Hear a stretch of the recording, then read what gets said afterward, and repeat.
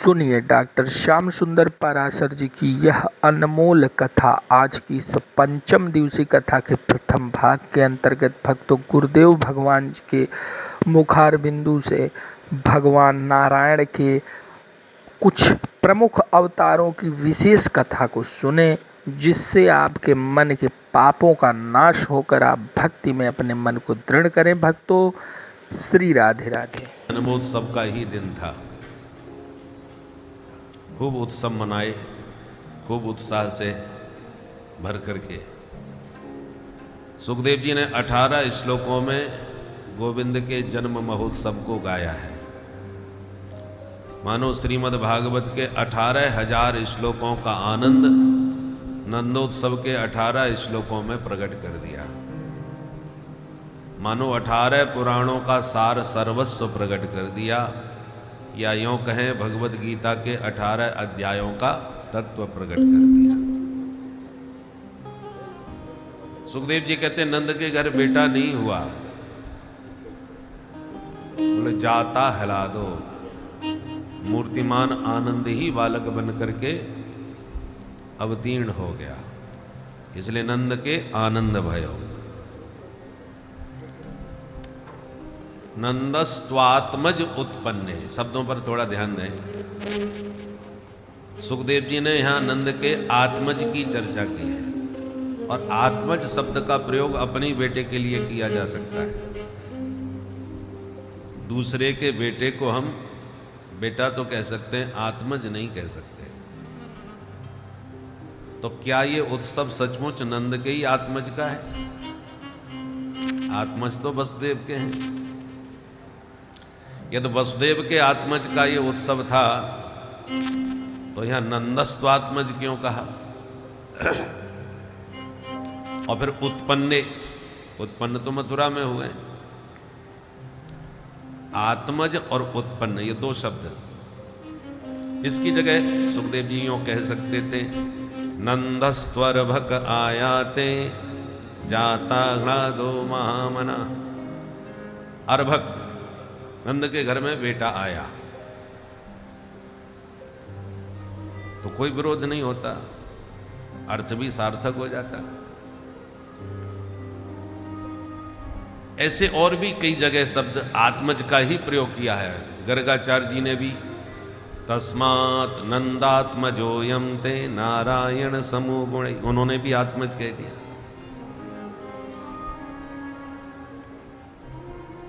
तो रसिकों की, ब्रज के उपासकों की ऐसी मान्यता है कि ये उत्सव नंद के ही लाला का है। यशोदा मैया के युगल संतान हुई, बेटा बेटी। और वसुदेव जी अपने लाला को लेके जब नंद भवन में पहुंचे, तो नंद के लाला और वसुदेव के लाला दोनों मिलके एक हो गए, और लाली को लेकर के वसुदेव जी चले गए। और जब अक्रूर जी लेने आए, तो नंद के लाला जमुना जी के भीतर और वसुदेव के लाला रथ में बैठ करके चले गए, दो दो दिखे। क्योंकि नंद नंदन की प्रतिज्ञा है, वृंदावनम परित्यज्य पादमेकम न गच्छति। वो वृंदावन के बाहर एक कदम भी नहीं जाते। मथुरा कौन गया? बोले वो वसुदेव का लाला। द्वारका कौन गया? बोले तो वसुदेव का लाला बाहर घूमता है, नंद नंदन ब्रज के बाहर निकलते नहीं, वो सदा ब्रज में ही वास करते हैं। मिलेंगे तो ब्रज में ही मिलेंगे। इसलिए ब्रज की रसिक श्री भट्ट जी कहते हैं, रे मन वृंदावे पेन निहार,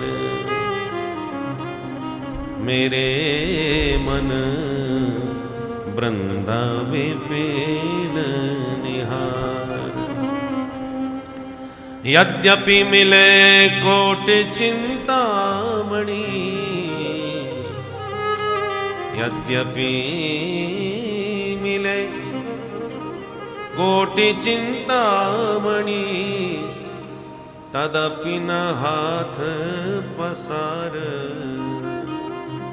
मेरे मन वृंदा विपिन निहार। लाखों कोई चिंतामणि तुम्हें प्रदान कर दे कि वृंदावन छोड़ के हमारे पास आओ, हम तुम्हें इतनी चिंतामणि देंगे। चिंतामणि मतलब एक मणि मिल जाए तो आपकी सारी चिंता दूर हो जाए। संसार की जो वस्तु मांगो वही दे दे। चिंतामणिर लोक सुखम, संसार के सारे सुख देने वाली है चिंतामणि। और 1 2 4 10 50 नहीं, कोटि चिंतामणि, करोड़ों चिंतामणि भी तुम्हें कोई दे तो तदपि न हाथ पसार। लोभ लालच में मत आ जाना।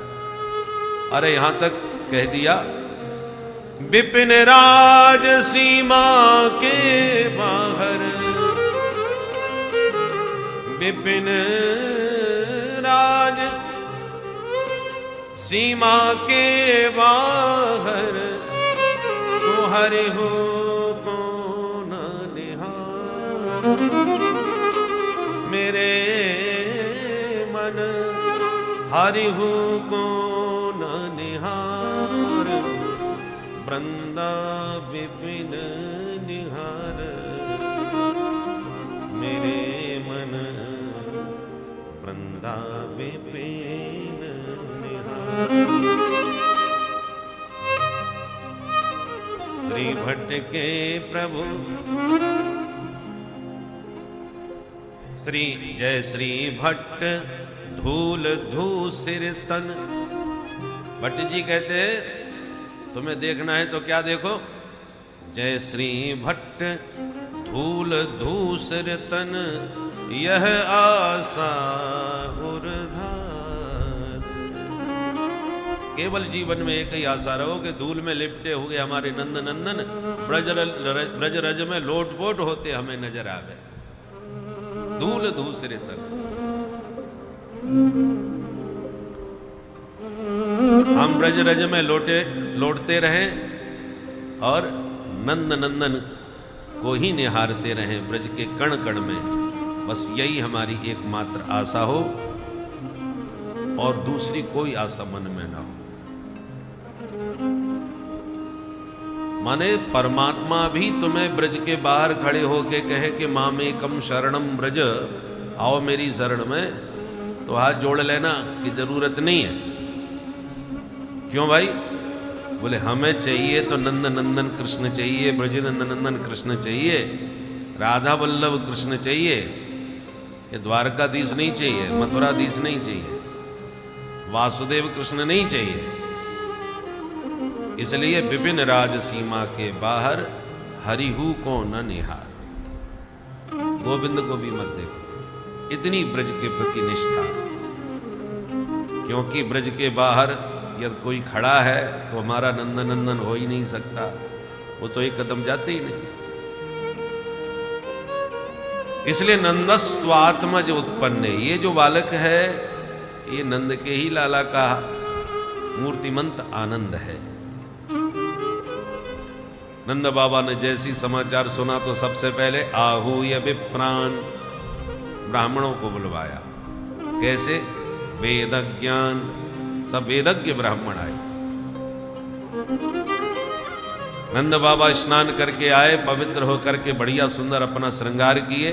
स्नातः शुचि अलंकृतः, नहा धो के जब तैयार होकर के आए तो ब्राह्मण बोले बाबा अब बैठ जाने, पूजा पाठ करवा ले। वाचयित्वा स्वस्तयनं जातकर्मात्मजस्य वै, कारयामास विधिवत् पितृदेवार्चनं तथा। ब्राह्मणों ने स्वस्ति वाचन बोल करके विधिवत जातकर्म संस्कार सब संपन्न करवाए। प्रमुदित होकर के नंद बाबा ने 2 लाख गायों का दान ब्राह्मणों को कर दिया। धैनु नाम नियुते प्रादान, 7 अन्न के विशाल पर्वतों का दान किया, अन्नदान।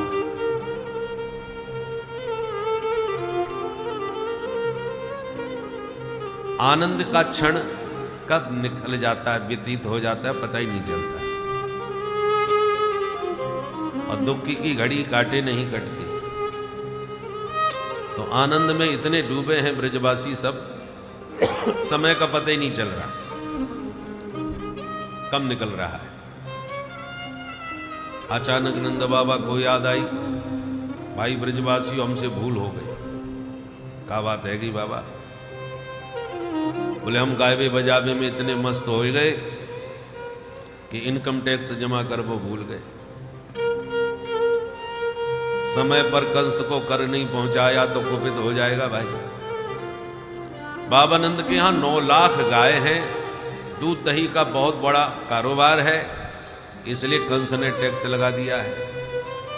तो कंस के जो पहलवान हैं, 5 पहलवान प्रमुख, चाणूर, मुष्टिक, सल, तोसल और कूट, इन सबको दूध दही घी मक्खन ये सब पहुंचाने का काम नंद बाबा को सौंप दिया है कि तुम्हें इनकम टैक्स देना पड़ेगा, बहुत माल कमा रहे हो।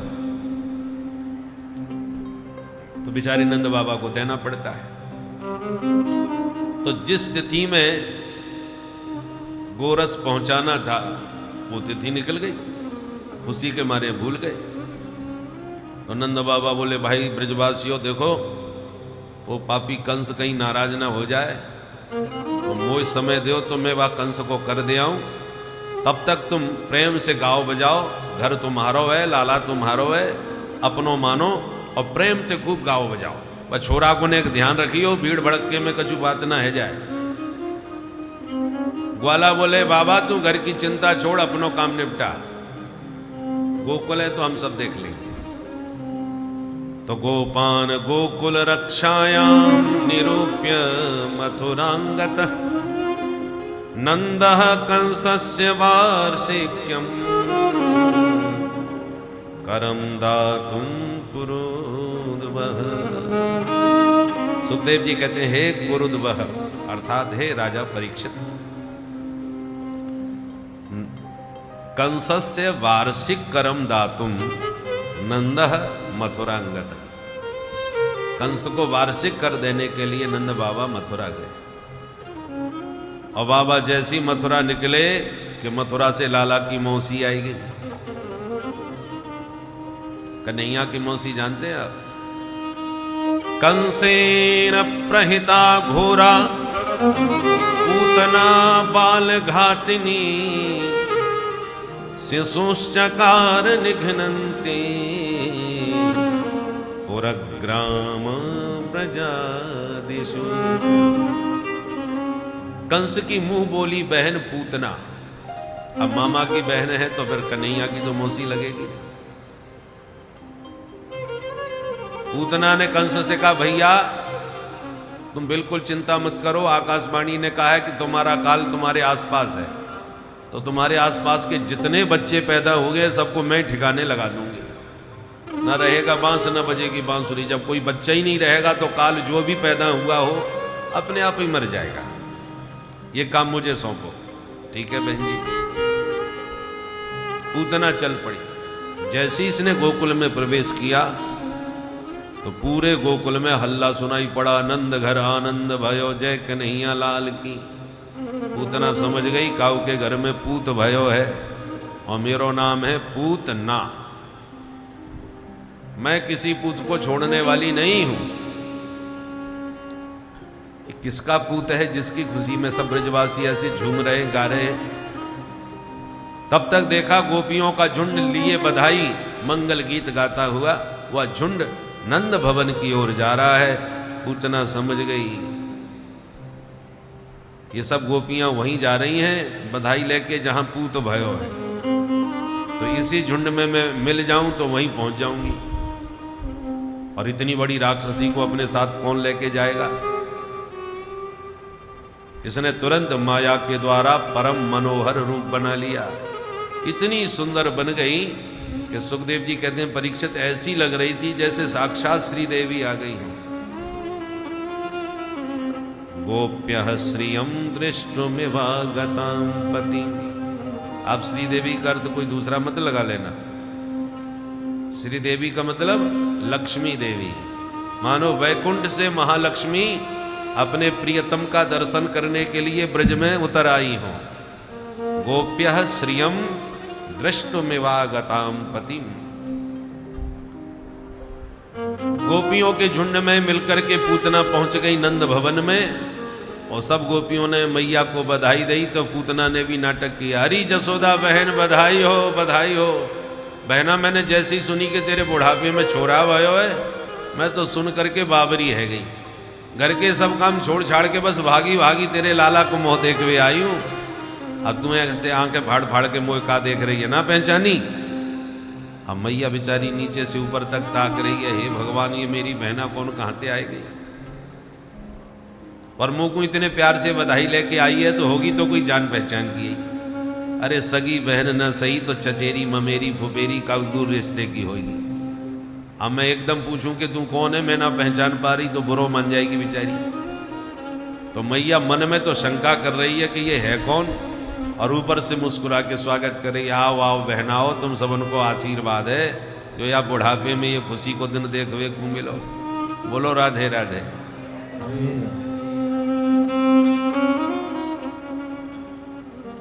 मैया बोली बहना तू पहले लाला को दर्शन करके आ, आशीर्वाद दे के आ, फिर मैं तो उसे ढेर सारी बात करूंगी फुर्सत में बैठ के।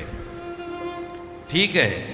और इतना कह के पूतना चल पड़ी पालने की ओर। मिल गया उसे मौका। जैसे ही प्रभु ने पालने में लेटे लेटे आते हुए पूतना को दूर से देखा तो प्रभु समझ गए ओ हो मौसी जी आ रही है। तो पूतना को देखते ही प्रभु ने पट्ट से नेत्र बंद कर लिए। विबुध्यतां बालक मारिकाग्रहं चराचरात्मा सनिमीयते क्षण। भगवान ने पूतना को दूर से ही देखकर तुरंत आंख बंद कर ली। आंख बंद क्यों कर ली? इस पर आचार्यों ने खूब सारे भाव दिए हैं। गोविंद की गति गोविंद जाने। भगवान ने क्या सोच के आंख बंद करी वो तो भगवान ही जाने, पर भक्तों को जो समझ में आया वो अपने अपने भाव बताए। एक संत कहते हैं भगवान ने इसलिए आंख बंद कर ली कि प्रभु ने सोचा कि हम आए हैं दुष्टों का विनाश करने के लिए, और लगता है हमारा अभियान मौसी जी से ही शुभारंभ होने वाला है। तो दुष्टों के विनाश का श्री गणेश करें, उससे पहले आंख बंद करके मंगलाचरण कर लेते हैं, तब श्री गणेश करेंगे। इसलिए आंख बंद करके भगवान मंगलाचरण करने लगे कि दुष्टों के विनाश का अभियान हमारा प्रारंभ होने वाला है। तो मंगलाचरण कर रहे। एक संत बोले नहीं, भगवान ने इसलिए आंख बंद करी, प्रभु ने सोचा ब्रज में आए थे माखन मिश्री खाने, और माखन मिश्री का भी स्वाद भी नहीं चख पाए, मौसी जी पैदा होते ही आ गई जहर पिलाने। तो जहर पीवे को हमारो अभ्यास बिल्कुल ना है। ये अभ्यास तो हमारे नीलकंठ महादेव को बहुत जोरदार है। सो तुरंत आंख बंद करके भोले बाबा को ध्यान करने लगे। भोलेनाथ जल्दी आओ, ये जहर से आप ही निपटियो, हम तो दूध घी खावे वाले हैं। बोलो राधे राधे। इसलिए मानो गोविंद आंख बंद करके भोलेनाथ नीलकंठ भगवान का स्मरण कर रहे हैं, ध्यान कर रहे हैं। अथवा एक संत कहते हैं भगवान ने इसलिए नेत्र बंद किए कि भगवान के दोनों नेत्र ही सूर्य और चंद्र हैं, और भगवान के हाथ से जो मरता है वो किसी दिव्य लोक में जाता है। तो भगवान ने सोचा पूतना को मार के मैं किस लोक में भेजूं। तो मानो सूर्य चंद्र भगवान के दोनों नेत्र हैं, दोनों ने अपने अपने गेट बंद कर दिए कि पूतना को हम अपने लोक में घुसने नहीं देंगे, आपको जहां इच्छा पड़े तहां भेज देंगे। इसलिए भगवान के दोनों नेत्र बंद हो गए। अथवा एक संत कहते हैं भगवान ने इसलिए नेत्र बंद किए कि पूतना अपने भैया कंस को वचन दे के आई थी कि ब्रज के जितने बच्चे हैं उनको तो मैं ठिकाने लगाऊंगी, और ब्रज में जितने बालक जन्मे हैं सब भगवान के भक्त सखा हैं। और भगवान कहते हैं मेरे भक्त के अनिष्ट का जो विचार भी मन में लावे, ऐसे हत्यारे का मैं मुंह देखना भी पसंद नहीं करता। इसलिए भगवान ने नेत्र बंद कर लिए, पूतना को नहीं देखा। अथवा नेत्र से नेत्र मिलते हैं तो आंखें चार हो जाती हैं, प्रेम उत्पन्न होने लगता है। तो भगवान को लगा मेरे चंचल चपल नयन कहीं मौसी जी से मिल गए और मौसी जी के मन में मेरे प्रति प्रेमानुराग जाग गया तो फिर मुझे मारने का ये विचार छोड़ देगी, और मुझे छोड़ के कहीं यहाँ से निकल गई तो मेरे जितने सखा हैं सबको जहर पिला के मार डालेगी। इसलिए मेरी इनके साथ कहीं आंखें चार न हो जाएं, अतः प्रभु ने पहले ही नेत्र बंद कर लिए। अथवा भगवान मायापति हैं, मायापति के सामने कोई माया टिक नहीं सकती, और पूतना माया के द्वारा ही सुंदरी बन के आई है। वास्तव में तो बड़ी भयानक राक्षसी है, जो सुंदर रूप है वो तो मायावी है। तो भगवान को लगा हम हैं मायापति, और सामने आके खड़ी हो गई है मायावती। ये माया के द्वारा सुंदरी बन के आई है और मेरी दृष्टि इस पर पड़ी तो इसका मायावी रूप मिट जाएगा, असली राक्षसी रूप प्रकट हो जाएगा। देखते ही घर में हड़कंप मच जाएगा, सारा जन्मोत्सव का आनंद किरकिरा पड़ जाएगा। इसलिए जैसी सुंदरी बन के आई है वैसी ही बनी रहने दो, हम ही अपनी आंखें बंद कर लेते हैं। इसलिए प्रभु ने नेत्र बंद कर लिए। अथवा मानो भगवान कहना चाहते हैं कि जो दृष्टि का पात्र हो उसी पर दृष्टिपात करना चाहिए। वेद भगवान सावधान किए हैं, भद्रं कर्णेभिः शृणुयाम देवाः भद्रं पश्येमाक्षभिर्यजत्राः। हमारे भीतर पाप का प्रवेश दो ही रास्तों से होता है, आंख और कान। जब हम दूषित दृश्य देखते हैं तो आंखों के द्वारा वो गंदगी भीतर जाती है, और जब विषय वार्ता कानों के द्वारा सुनते हैं तो कानों से हृदय में वह मन को मलिन करती है। इसलिए अक्ष भी भद्रम पश्येम कर्णे भी भद्रम शृणुयाम। आंख कान को सावधान रखना चाहिए। इन्हीं आंख कान से यदि गंदगी हृदय में जाती है तो इसी आंख कान से गोविंद भी हृदय में जाते हैं। प्रविष्टः कर्ण रंध्रेण, भगवान की मधुर कथा सुनने से कान के द्वारा कन्हैया हृदय में उतर जाते हैं। अब बढ़िया मधुर बांकी झांकी भगवान की आंखों से निहारो तो आंखों से कन्हैया हृदय में उतर आते हैं। इसलिए इन दोनों से सावधान रहना चाहिए। तो भगवान सोच रहे हैं कि पूतना हमारी दृष्टि का पात्र नहीं है, इसको देखना ठीक नहीं, क्योंकि एक सुंदरी राम अवतार में भी आई थी राम जी के सामने, वो भी बड़ा गजब का मेकअप करके पहुंची थी। रामचरितमानस में गोस्वामी जी कहते हैं, रुचिर रूप धर प्रभु पह आई, बोली बचन बहुत मुस्काई। वह भी दिव्य रूप सुंदर बन करके आई थी, पर भगवान कहते हैं मोहि कपट छल छिद्र न भावा। ये छल कपट बनावटी बातें बनावटी रूप रंग हमको बिल्कुल पसंद नहीं, जैसे हो वैसे आओ। इतनी सुंदरी बन के सूपन खा गई, पर राम जी ने एक बार देखा नहीं उसे, जबकि उसने अपने मुंह से खुद ही तारीफ करी अपनी। पहले तो भगवान से बोली महाराज आप बड़े सुंदर हो, और बुरा मत मानना मैं भी आपसे कम नहीं हूं, क्योंकि मैंने भी सारी दुनिया घूम डाली पर मुझे मेरी टक्कर का आज तक कोई पुरुष नहीं मिला, इसलिए अभी तक कुंवारी घूम रही हूं, मैंने तो शादी ये नहीं कर पाई।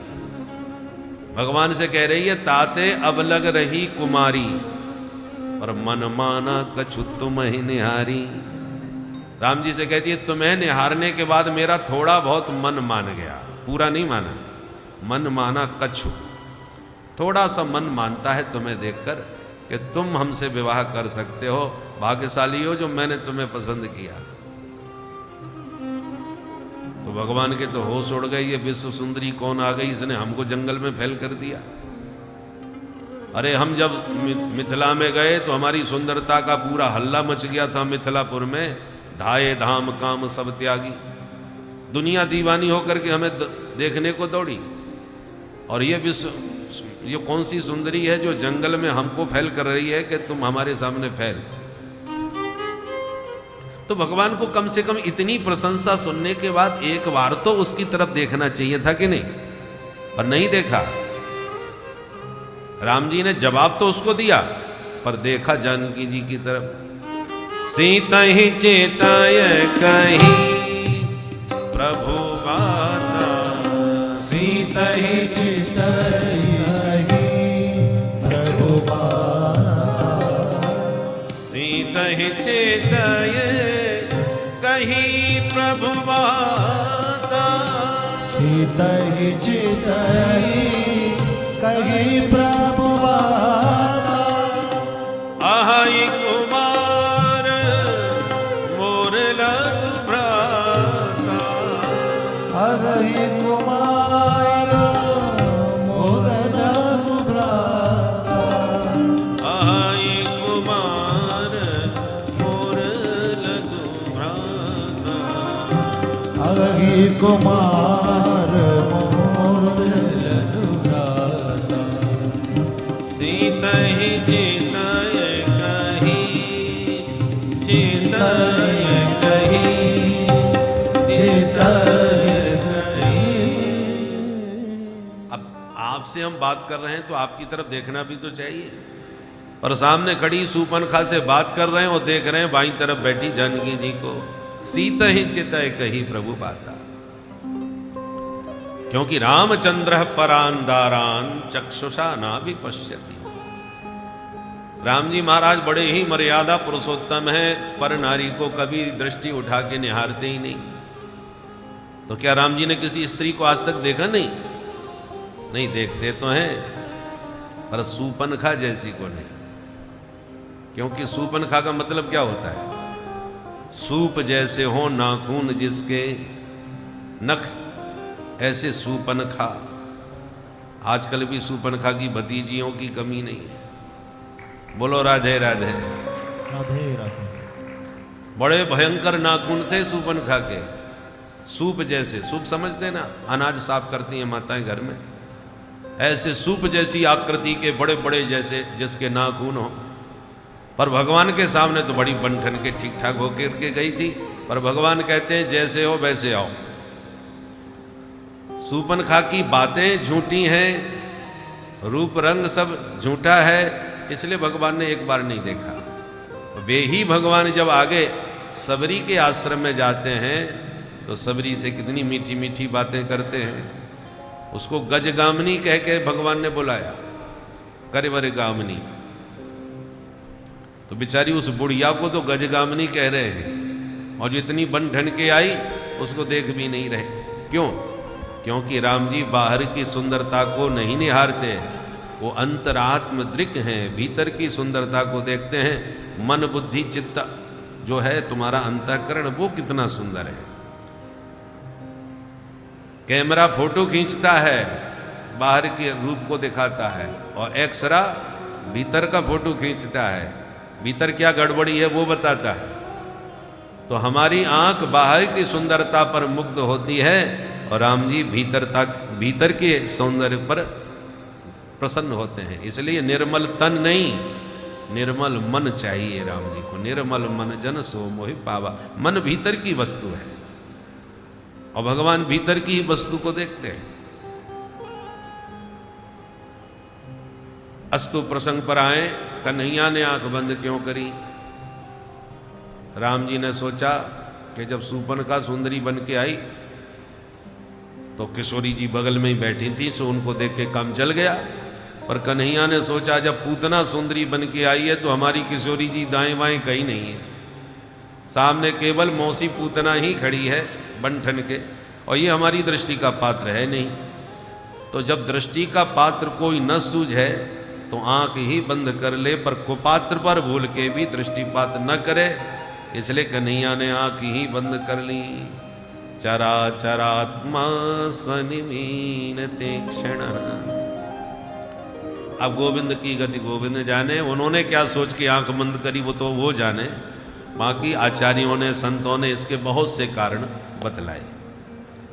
पूतना ने समझा कि बच्चा आंख बंद करके सो रहा है, सो धीरे से आई, लाला को उठाई, गोद में लेकर के जहर लगा हुआ अपना स्तन प्रभु के मुख में देकर पान कराने लगी। भगवान ने पहले तो उसका विष पान किया, फिर दुग्ध पान किया, और फिर उसके बाद प्राणों को ही पीना प्रारंभ कर दिया। जैसे ही भगवान ने उसके प्राण खींचे तो दर्द के मारे चीख उठी पूतना, तुरंत लाला को लेके भागी नंद भवन से बाहर चिल्लाती हुई, सा मुंच मुंच, अरे बेटा छोड़ दे, बेटा छोड़ दे। भगवान बोले, मौसी जी बस यही नहीं सीखा, जल्दी किसी को पकड़ते नहीं, और पकड़ लिया तो फिर जीवन में कभी छोड़ते नहीं। सा मुंच मुंचाल मते प्रभासिणी, निष्पेद्यमाना खिल जीव मणि। जैसे भगवान ने उसे प्राण विहीन किया कि धड़ाम मर के धरती पर गिरी, और मरते मरते इसने इतना विशाल शरीर प्रकट कर दिया कि जब धरती पर गिरी तो 6 कोस तक के वृक्ष टूट के चकनाचूर हो गए। बोल पूतना मर्दन भगवान की जय। एक संत कहते हैं, इतने वृक्ष क्यों तोड़े इसने? बोले, मरते मरते सोचा कि मेरा शरीर इतना विशाल है कि इसको जलाने में फूंकने में कितना ईंधन चाहिए, व्यवस्था नहीं हुई तो शरीर ऐसे ही पड़ा रह जाएगा, इसलिए अपने अंतिम संस्कार की व्यवस्था करके ही मरी। 6 कोस तक के वृक्ष अपने ही शरीर से तोड़ दिए। त्रिगभ्यूति अंतर द्रुमान चूर्णया मास, धरती हिल गई, इतनी जोर से चीखती हुई मरी कि दिशाएं गूंज गई इसकी चीख से। मैया डर गई, हे भगवान ये आवाज कितनी भयंकर आई। तुरंत लाला को देखवे भागी तो लाला गायब। अब मैया चिल्लावे, हे भगवान मेरो छोरा कौन ले गए, मेरो छोरा कहाँ गए? ग्वाला सब घबराए। नंद बाबा अपने भरोसे घर छोड़ के गए, भैया देखो। तुरंत दौड़ के बाहर गए तो थोड़ी दूर पर विशाल काय पर्वताकार शरीर पूतना का मृत पड़ा हुआ है, और उसके ऊपर पेट पर बैठे बैठे कन्हैया प्रेम से खेल रहे हैं। बोल नंद की लाला की जय। ग्वाला भाग करके आए नसैनी लेकर के, और नसैनी पर चढ़ करके बाकी पहाड़ जैसे पेट से लाला को नीचे उतार के लाए, मैया की गोद में दिए, और बोले, मैया गजब है गयो, वह मरी पूतना के पेट पे बैठो पायो तेरो छोरा। मैया बोली, हे भगवान ये पूतना कैसे मरी? बोले, वो हमें खबर ना पड़ी, हमें तो मरी मिली। एक वाला बोलो, मैया तेरे लाला को लेके जोड़ से भगी होगी, सो लगी ठोकर, धम्मदी से गिर के मर गई। दूसरा बोले, चोरे ठोकर खा के मरती तो मौके पर ना गिरती, वो तो बिल्कुल सीधी पड़ी। हाँ यू बात सोचने की है, तो तू बता फिर कैसे मरी होगी? अब ये तो कोई सपने में ना सोच सके या कल के छोरा ने मार दी होगी। सब तर्क वितर्क करने लगे।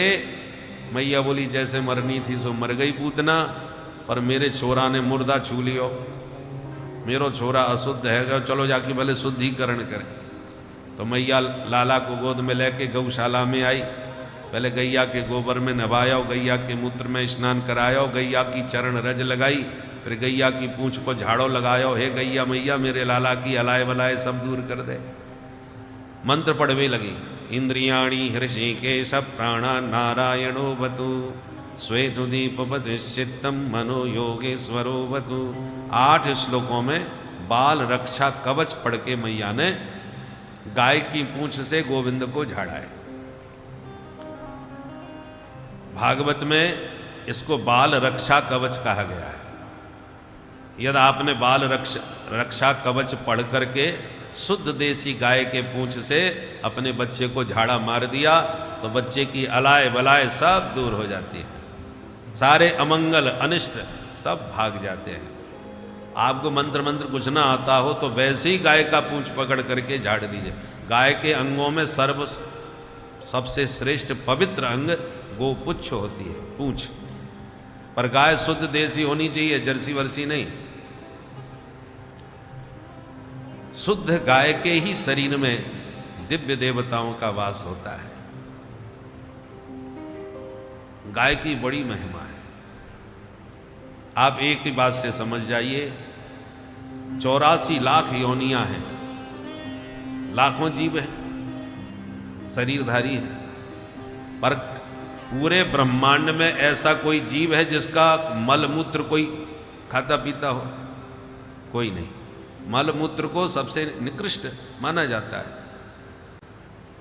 पर एकमात्र गाय है जिसका गोबर और मूत्र का पंचगव्य बना करके लोग पान करते हैं, और शास्त्र इसका विधान बताते हैं। गाय की 5 वस्तुएं, दूध, दही, घी, गोबर और मूत्र, इन 5 को मिला करके पीना चाहिए।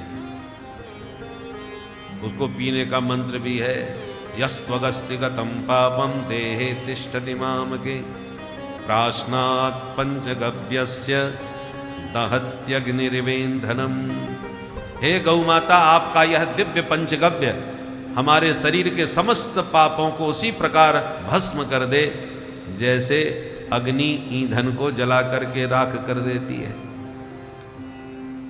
अब इसी से जान लीजिए कि गौ माता कितनी पवित्र होगी, जिसका पंचगव्य समस्त पापों को नष्ट कर देता है। बोल गौ माता की जय। इसलिए मैया सबसे पहले गाय की पूंछ से लाला को झाड़ा मारती है। बच्चों का जब जन्मदिन आवे तो गाय की पूंछ से उसको जरूर झाड़ाना चाहिए। जैसे माताएं तो नज़र उतारना जानती हैं और नज़र उतारने का चमत्कार भी दिखाई पड़ता है, फायदा भी होता है, ऐसी गाय की पूंछ से झाड़ दीजिए बच्चों को, भले ही कोई मंत्र ना आता हो तो भी गौ माता वात्सल्यमयी है, वो आपके बच्चों का सारा अनिष्ट अमंगल दूर कर देगी। इसलिए हमारे यहाँ नियम है, प्रतिदिन भोजन के समय सबसे पहली रोटी गौ माता को खिलानी चाहिए, गौग्रास। इसलिए बताया कि ताकि इसी बहाने हम लोग गाय के दर्शन करें, गाय को प्रणाम करें, गाय को नमस्कार करें, उसका स्पर्श करें। और केवल हमारे सनातन धर्म में यह केवल अंधविश्वास है ऐसा मान करके लोग कहते हैं कि क्या फायदा है, परंतु अब तो वैज्ञानिक भी समझने लगे हैं। विदेशों में तो महाराज गैया पर हाथ फेरने का भी शुल्क लिया जाता है। जिनके घर में गाय होती है और जो लोग हाथ फेरना चाहते हैं उनसे शुल्क लिया जाता है, क्योंकि वो जान गए हैं कि गाय के पीठ पर हाथ फेरने से बड़े भारी रोग दूर हो जाते हैं। उसका जो ककुत निकला होता है ना गाय के ऊपर, उसमें सूर्य नाड़ी होती है, वो सूर्य भगवान की ऊर्जा को ग्रहण करती है। इसलिए गाय की पीठ पर हाथ फेरने से आपके बहुत सारे शरीर। वैदिक कथाओं के अनुसार गौ हमारे सनातन धर्म में पूज्य है, और जिनके जिनके घर में गौ है जान लीजिए उनके घरों की आधी समस्याओं का नाश सरलता पूर्वक हो जाएगा, क्योंकि गौ माता के अंदर ही सारे देवी देवताओं का वास होता है। सबसे पहले तो जहाँ गौ होती है वहाँ पे कितनी भी मृतक भूमि होती है वह शुद्ध हो जाती है। जो भूमि आपके यहाँ मृतक हो वहाँ आप सिर्फ और सिर्फ कुछ समय कुछ दिनों के लिए गौ को बांधिए, इसके बाद वह जमीन जो है आपकी स्वतः ही वह भूमि सही हो जाएगी। यह गौ माता का ही चमत्कार है। आप लोग भक्तों इन महात्माओं को समझें और उसे अपने जीवन में धारण करें। श्री राधे राधे। श्री रमेश चंद्र शास्त्री जी हमारे बीच पधारे हैं, जिनका अष्टोत्तर ऊपर ले।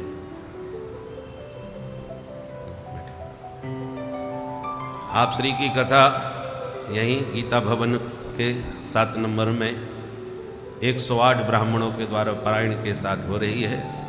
राजस्थान करौली के आप हैं, पर इस समय तो वृंदावन धाम के रंग में रंगे हुए हैं। बोल वृंदावन बिहारी लाल की गोविंद बोलो हरि गोपाल गोविंद बोलो हरि गोपाल बोलो, गोविंद बोलो हरि गोपाल बोलो, गोविंद बोलो हरि गोपाल बोलो, गोविंद बोलो हरि गोपाल बोलो, गोविंद बोलो गोपाल बोलो, गोविंद बोलो हरि गोपाल बोलो, गोविंद बोलो हरि गोपाल बोलो, गोविंद बोलो हरि गोपाल बोलो, गोविंद बोलो गोपाल बोलो, गोविंद बोलो हरि गोपाल बोलो, गोविंद बोलो हरि गोपाल बोलो, राधा रमण हरि गोविंद बोलो, राधा रमण हरि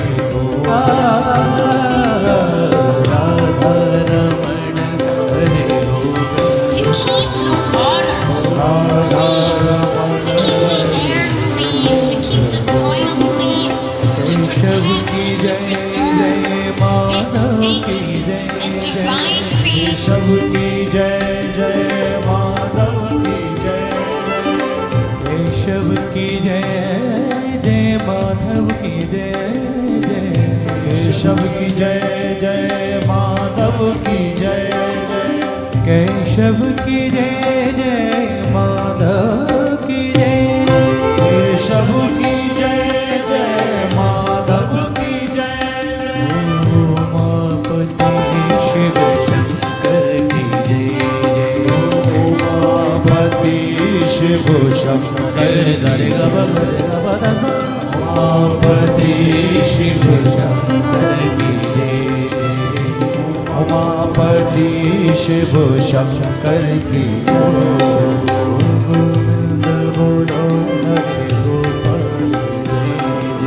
गोविंद बोलो हरि गोपाल बोल कृष्ण कन्हैया लाल की भक्त वत्सल भगवान की जय। तो हमारे आदरणीय आचार्य जी संस्कृत के बहुत अच्छे विद्वान हैं। जब मैं कथा सुनने गया तो संस्कृत में ही कथा कहना प्रारंभ कर दिया और लगभग आधा घंटे तक संस्कृत में बोलते रहे। बहुत अच्छे संस्कृतज्ञ हैं और अब तो हमारे वृंदावन के वासी भी मन से तो बने ही गए हैं पूरी तरह। और ऐसे आचार्य विद्वानों की आवश्यकता धाम को होती है, इसलिए धाम के जो देवता होते हैं अपने आप ही ऐसे आचार्यों को खींच खींच करके बुला लेते हैं। तो हमारी किशोरी जी राधा रानी ने पूरी कृपा बरसाई है, जो धाम में बार बार आपको बुलाती हैं। और जब आपने मन बना लिया, इसका मतलब किशोरी जी ने आपकी व्यवस्था वृंदावन में कर दी है। बोल वृंदावन बिहारी लाल की जय। तो पूतना का भगवान ने उद्धार किया। मैया ने गोपुच्छ से लाला को झाड़ा लगाया। भगवान के नाम से भगवान को ही झाड़ रही हैं, मानो भगवान का नाम भगवान की भी रक्षा करने वाला है। इधर झाड़ा फूंकी चल रही थी, उधर नंद बाबा आ गए। ग्वाल वाले बोले बाबा गजब है गयो, आप चले गए मथुरा, पूतना घुस गई तेरे घर में। पर भगवान जाने कैसे कहा चमत्कार भयो, अपने आप ही गिर के मर गई। नंद बाबा बोले भाई ब्रजवासियों में मान गयो, मेरो मित्र वसुदेव पक्को ज्योतिषी निकलो भाई। क्यों? बोले जब मैं मथुरा गयो तो सबसे पहले मेरी भेंट वाई थे भाई, हमारी बागी राम राम भाई। तो वाने बात बात में मोते ये बात कही कि नेहस्ते हम बहुत इथम संत्युत्पादाश्च गोकुले। मेरी ज्योतिष विद्या कह रही है बाबा तुमको यहाँ मथुरा में ज्यादा देर ना रुकना चाहिए, तेरे गोकुल में बड़ो भारी कोई अमंगल होवे बारो है, कुछ उत्पात होवे बारो है। जैसी माँ ने ये बात कही मैं तो भाई घबरा गयो। मैंने माला सटकाई, सीधे घर को दौड़ लगाई। पूरे रास्ते यही भजन कर तो गयो कि हे नारायण मेरे छोरा की रक्षा करियो। नंद पथि बचैन सौरे नम्रशेति विचिंतयन हरिम जगाम शरणम उत्पातागम शंकिता। भगवान जी ने कहा अमंगल होवे बारो है तो हरिशरणम करते करते हम तो घर आए भैया। और देख ले बाकी बात ऐसी पक्की नहीं करी कि मैं घर ना पहुंच पायो तब तक तो आफत आएगी। बाकी बात बिल्कुल सही नहीं करी। ब्रजवासी बोले बाबा ये तेरे भजन कोई चमत्कार है, हम इतनी देर से यही गणित लगा रहे थे कि मरी तो मरी कैसे ये पूतना। अब समझ में आ गई ये तेरे भजन को चमत्कार भाई। एक वाला बोलो बाबा पूतना मरनी थी वो तो मर गई, पर हमारे मथुरा गोकुल को रास्ता जाम कर गई, बीच रास्ता में मरी पड़ी। अब ये बताओ या कहाँ ठिकाने लगाएं। नंद बाबा बोले अपने अपने घर से कुल्हाड़ी फरसा लाओ और ये जितने वृक्ष या के शरीर से टूटे पड़े हैं सब काट छांट के ये के ऊपर पटको और लगा दो या में आग। ब्रजवासियों ने वही किया और जैसी अग्निदाह हुआ तो दह्यमानस्य देहस्य धूमश्चा गुरु सौरभ, ऐसी दिव्य सुगंध निकली कि पूरा ब्रजमंडल सुवासित हो गया। परीक्षित आश्चर्यचकित हो गए, महापापिनी राक्षसी, इसके देह दग्ध होने पर दिव्य सुगंध कैसे निकली महाराज? तब सुखदेव जी कहते हैं, कौन कहेगा पूतना पापिनी है?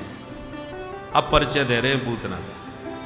पूतना लोक बालघिनी राक्षसी रुधिरासना जिघांसयापि हरे स्तनम दत्वा पसदगति। जिसका नाम बुरा, नाम क्या है? पूतना। पूतान नयति, बच्चों को उठा के ले जाए, बच्चों की चोरी करने वाली, नाम ही गंदा। और वैसे पूत माने पवित्र, और पवित्रता जिसमें तनिक भी न हो वो भी पूतना। नाम बुरा है तो काम भला होगा? काम भी भला नहीं है। बालघनी, बच्चों को मर डालती है। न नाम अच्छा न काम अच्छा, तो कुल खानदान अच्छा होगा? राक्षसी, राक्षस कुल में पैदा भैया, तो फलाहार करती होगी, आहार पवित्र होगा। रुधिरासना, रक्तपान करने वाली है, तो भगवान से प्रेम करती होगी, वो भी नहीं। जिघांसयापि हरे, जिघांसा हंतुम इच्छा, मारने की दुर्भावना से विषपान कराने आई है।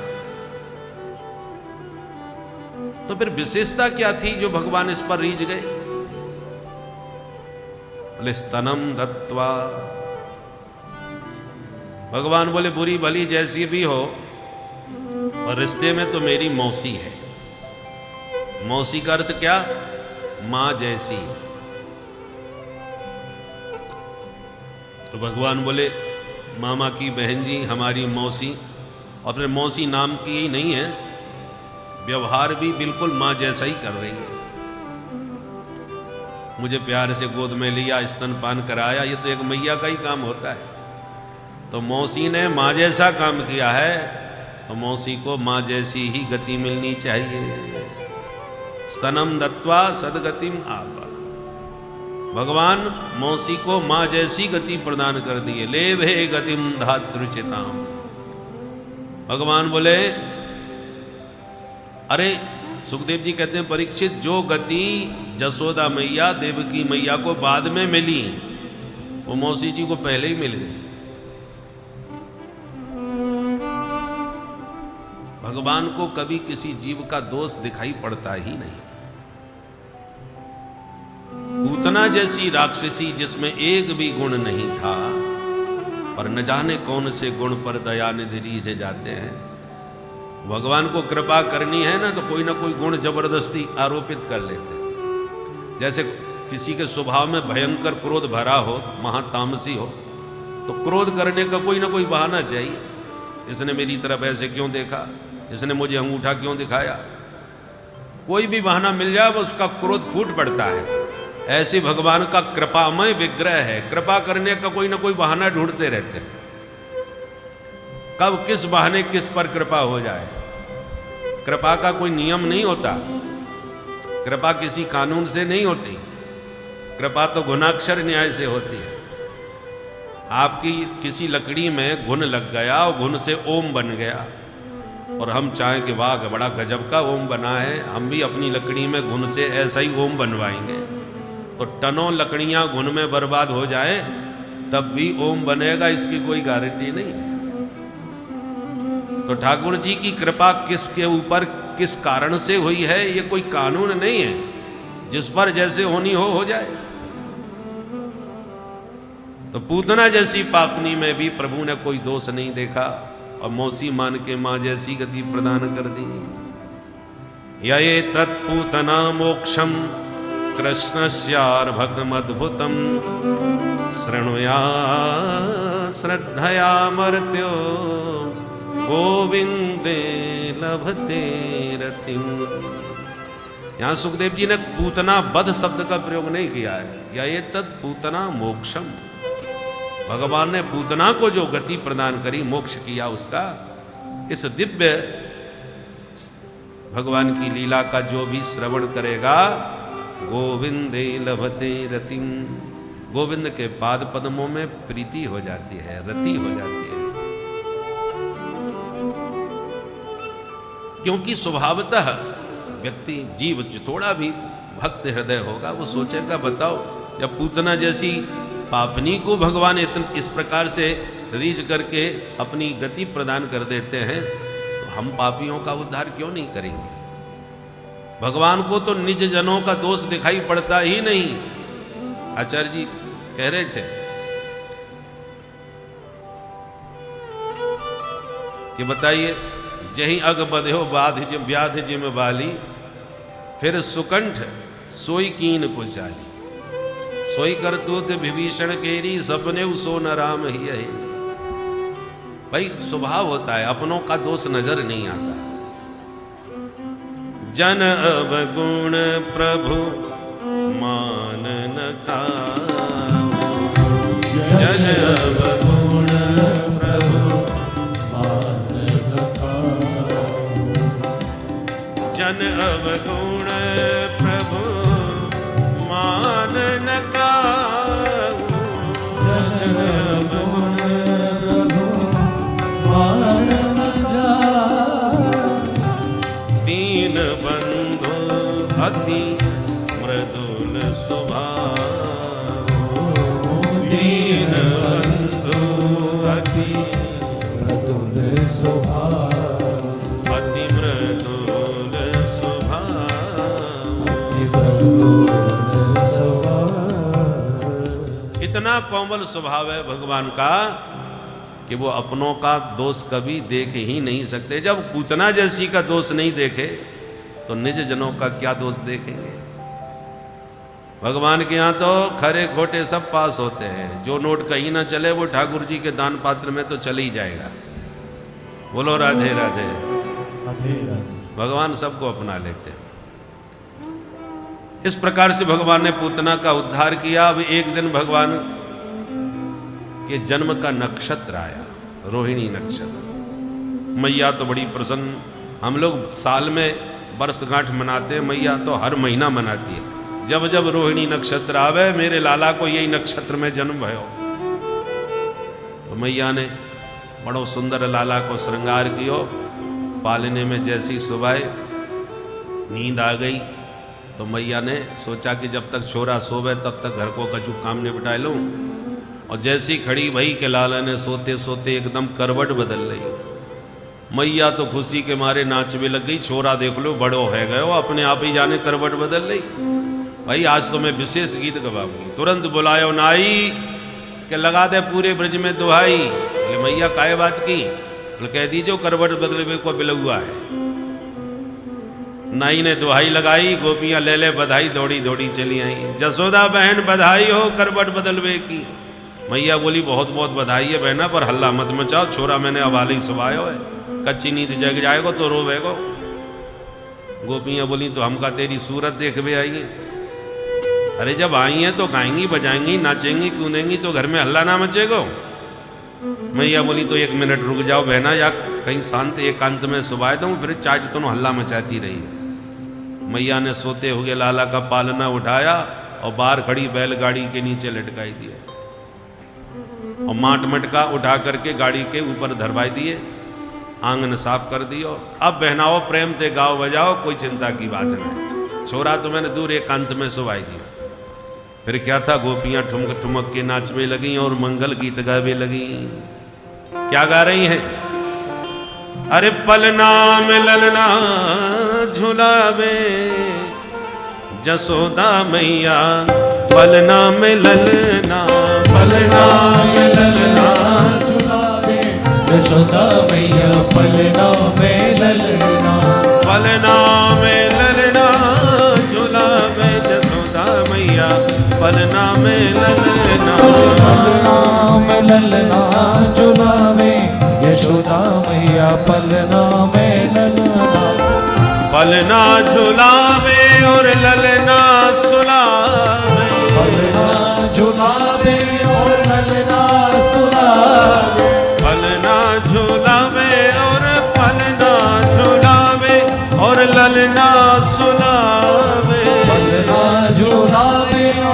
ललना सुलावे।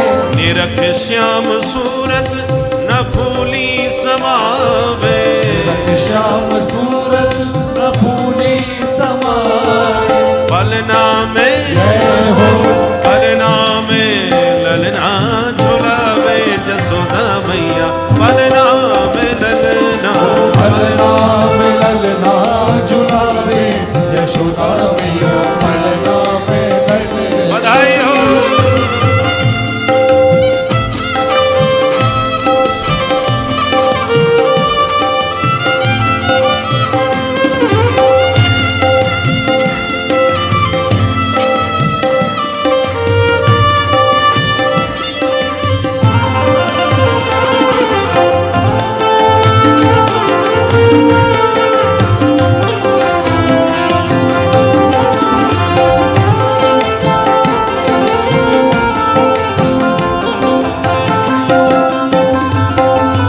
नजरिया उतारे और ठिठोना लगावे। नजरिया उतारे और ठिठोना लगावे। नजरिया उतारे और ठिठोना लगावे। नजरिया उतारे और ठिठोना लगावे। करे राई नौन और उठानो उड़ावे। हरे राय नौन और उठानो उड़ावे। पलना में पलना में ललना झुलावे जसोदा मैया। पलना में ललना पलना में ललना सुनावे यशोदा मैया। पलना में ललना। बधाई हो।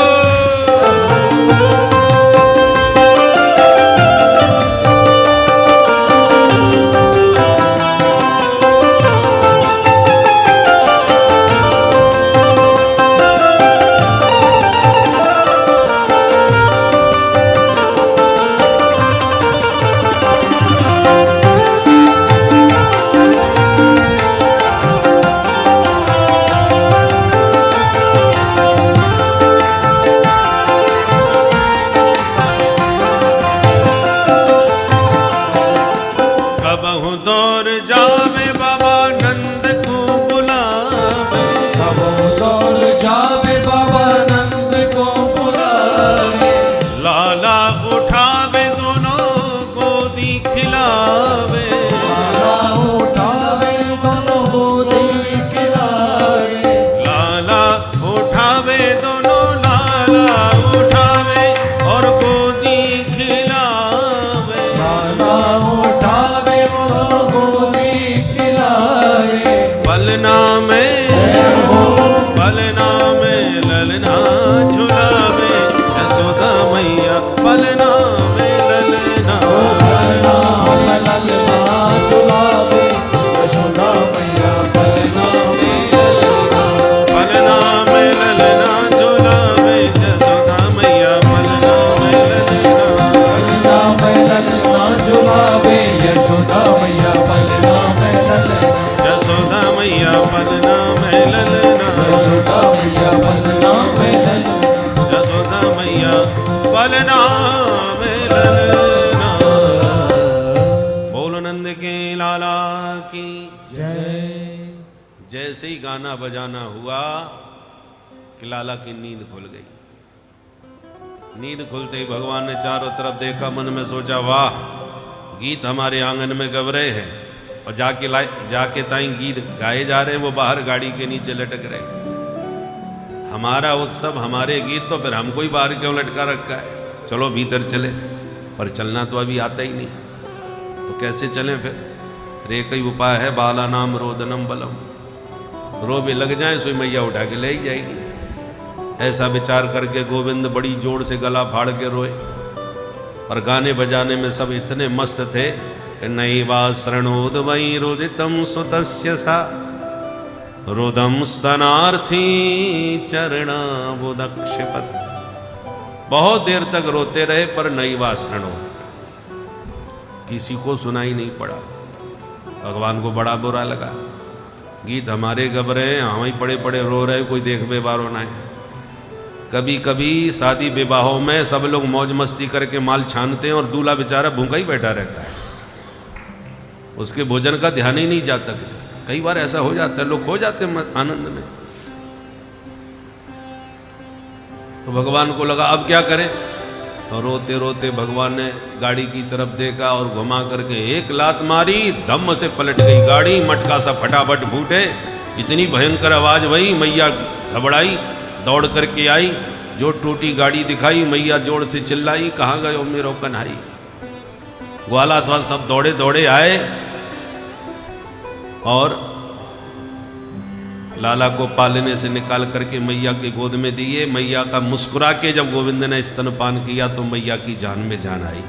भाई छोरा तो मेरो बिल्कुल ठीक ठाक है, पर बड़े गजब की बात है, आंधी तूफान कोई आयो ना है, बैल साण यहाँ से कोई निकरो ना है, तो धरी धरी दम से गाड़ी कैसे पलट गई अपने आप। छोटे छोटे दो छोरा भागे भागे आए, मैया हम बतावें, बेटा बताओ। बोले मैया तेरा छोरा रोबे लग गयो तो हमने सोची जाए उठा के तेरी गोद में दे आए, और जब तक यहाँ के पास में पहुँचते तब तक तो यहाँ ने घुमा करके वो लात मारी कि दम से पलट गई गाड़ी। मैया बोली दारी के हो, भांग पी के चले हो अपने घर से, या कल के नेक से छोरा ने लात मार के गाड़ी फेंक दी आकाश में। बोले मैया तेरी सिर की सौगंध खा रहे हैं, आंखन दे की बात बता रहे हैं, रुदता नैन पादेन क्षिप्त में तन न संशय। हमारी बात पे संशय मत कर, तेरे छोरा के पाद प्रहार से ही गाड़ी पलटी है। पन्नते श्रद्धा दरे गोपा बाल भासित मित्युत। बूढ़े बुजुर्ग सब इकट्ठे होकर के बोले छोरन की बातें देखें कछु, बोले कछु, इन छोरन की बातन पे काहे को माता बच्ची कर रहे हो। बाल भासित, बच्चों की बातें कह करके सबने नकार दिया, पर यह बात पे काऊ ने विश्वास न कियो। मैया ने तो ब्राह्मणन को बुला के गृह शांति करवाई, दान दक्षिणा दे करके ब्राह्मणन को आशीर्वाद दिलवायो लाला को और विदा किए। ऐसे भगवान के द्वारा सकट भंजन हुआ। अब एक दिन मैया बड़े लाड़ से लाला को उछाल उछाल के खिला रही थी, थक गई तो बेचारी बैठ गई, और जैसी उछालना बंद किया तो कन्हैया ने रोनो चालू कर दिया। मैया बड़ी परेशान, तो गोद में लेके अपना स्तनपान कराने लगी। तब तक तृणावर्त भयंकर बवंडर बन के चक्रवात का रूप धारण करके तूफान बन के आ गया। भगवान ने तिरछी निगाह से देखते ही पहचान लिया कि मामा जी ने उड़न खटोला की व्यवस्था कर दी। मैया ऊपर ना उछाल पाई तो मामा जी पूरा ध्यान रखें हमारो, उड़न खटोला भेज दियो। अब मैया गोद से नीचे उतारे तब तो हम उड़न खटोला में बैठे, मैया गोद में लिए बैठी। तो भगवान ने धीरे धीरे अपना वजन बढ़ाना प्रारंभ कर दिया। थोड़ी देर में तो इतने भारी हो गए कि मैया को गोद में लेना कठिन पड़ गया। तो भूमौ निधाय तम गोपी विस्मिता भार पीड़िता।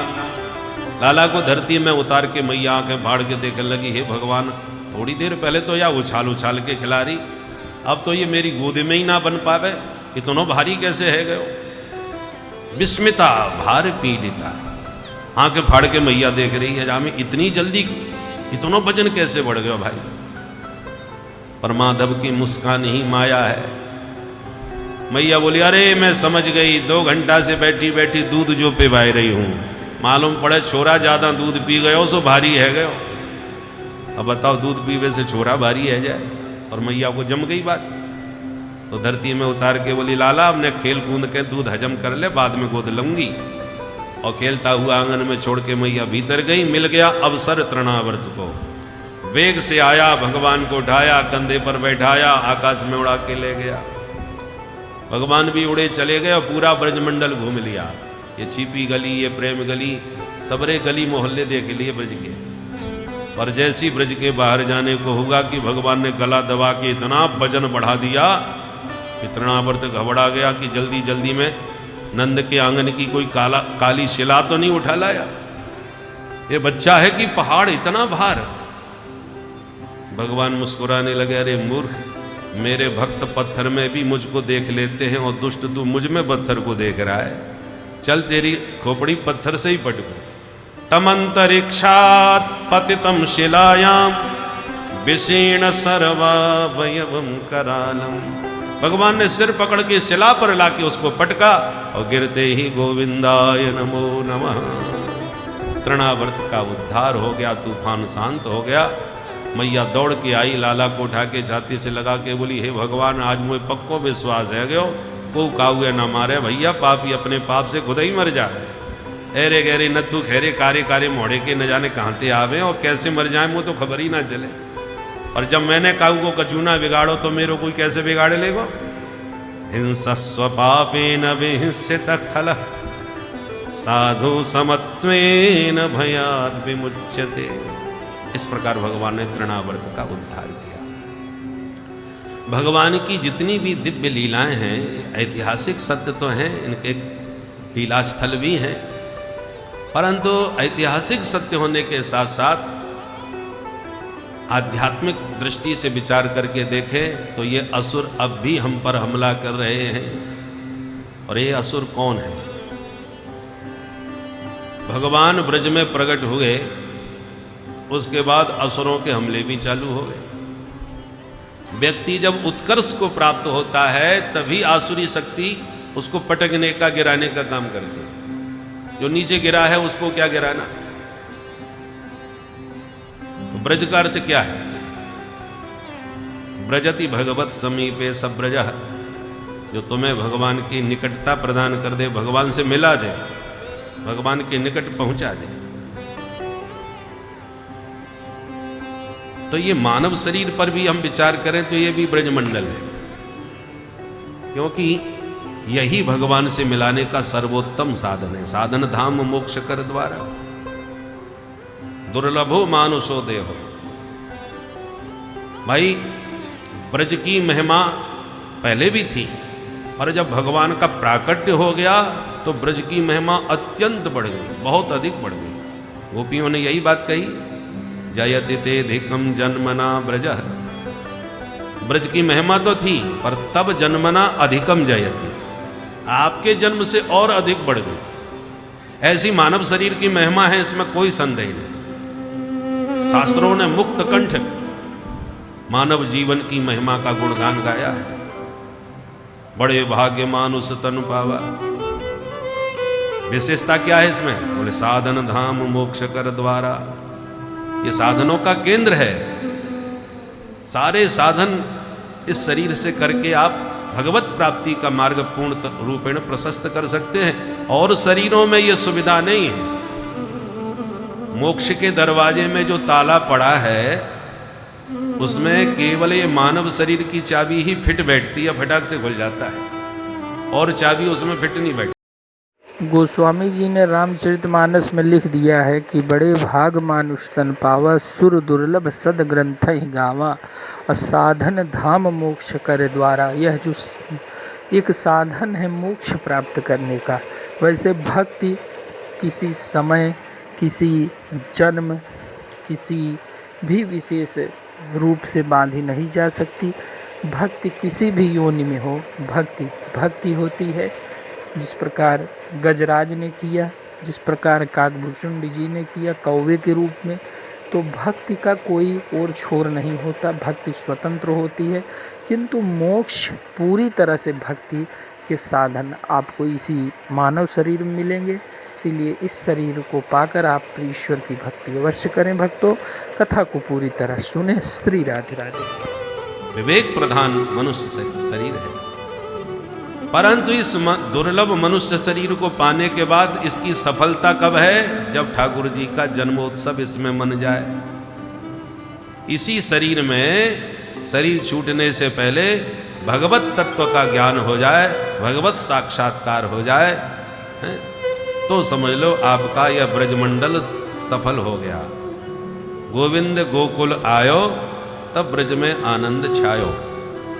आया, देखो सबके हृदय में ईश्वर है। ईश्वर है सर्वभूतानां हृदय सिर्जुन तिष्ठति। सबके हृदय में हरिव्यापक सर्वत्र समान। पर ऐसे है जैसे लकड़ी में आग।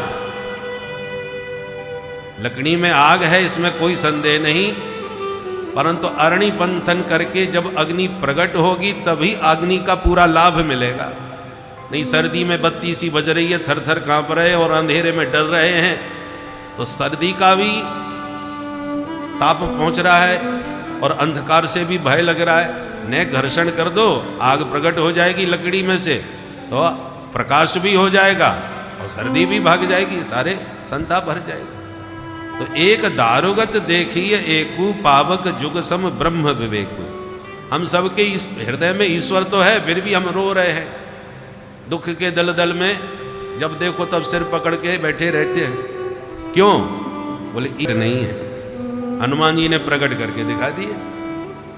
तो जब लकड़ी में आग है, जब तक प्रकट नहीं होगी तब तक हमारे किसी काम की नहीं। उसी प्रकार हम सबके हृदय में हरि बैठे हैं, परंतु जब तक नंदोत्सव के द्वारा वो सगुण साकार बन के प्रकट न हो जाएं, तब तक नंद घर आनंद भयो जैक नहीं आलाल की।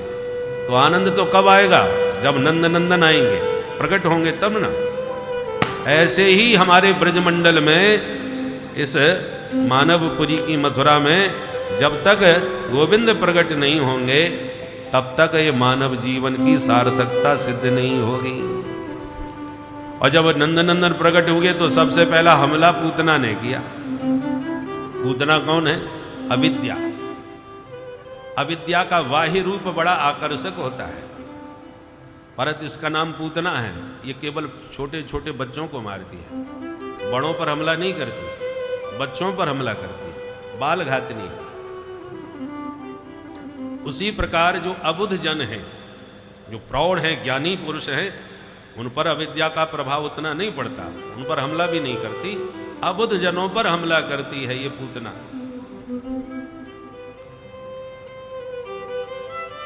जो बाल हैं, बच्चे हैं, बहुत से लोग कहते हैं ना ये बाल व्यास है। अब बाल व्यास का यदि संस्कृत की दृष्टि से विचार करें तो अबुध व्यास अभी बच्चे हैं, ना समझ हैं, ज़्यादा पढ़े लिखे नहीं है, यही अर्थ होगा ना। और आजकल तो बाल व्यास की जगह बाल व्यास हो गया। जिसके विशाल बाल हों वही व्यास जैसा लगता है। बोलो राधे राधे। राधे राधे। तो बाल का अर्थ होता है अबुध। बोलो राधे राधे। राधे राधे। तो ये बाल घातनी अबुध जनों पर ही अविद्या का प्रभाव पड़ता है। पर कोई व्यक्ति कितना भी अबुध हो, ना समझ हो, पर जिसके नंद भवन में नंद नंदन प्रकट हो गए, उस पर अविद्या का कोई प्रभाव नहीं पड़ता। ऐसे जो भक्त शरणापन्न है, जरूरी नहीं बहुत पढ़े लिखे हों। गोपियाँ कितनी पढ़ी लिखी थी, विद्यालय का मुंह तक नहीं देखा, परंतु गोपियाँ गोविंद से प्रीति करती हैं। उसका परिणाम ये हुआ कि उद्धव जैसे ज्ञानी को उन्होंने फेल कर दिया, क्योंकि भक्ति के उदर से ही ज्ञान वैराग्य प्रकट होते हैं। जनयत्यासु वैराग्यम ज्ञानम च यद हेतुकम। इसलिए वासुदेवे भगवती भक्ति योग प्रयोजित। ब्रजवासी भक्त हैं। भक्त कौन है? जो भगवान को अपना मानते हैं। मेरे तो गिरधर गोपाल, गोविंद मेरो है। ये अधिकार भगवान पर मदीयत्व का कि ये मेरे हैं, यही तो भक्ति है। तो भक्तों के जीवन में आई हुई अविद्या रूपी पूतना का भगवान ही संहार करते हैं। अविद्या के प्रहार से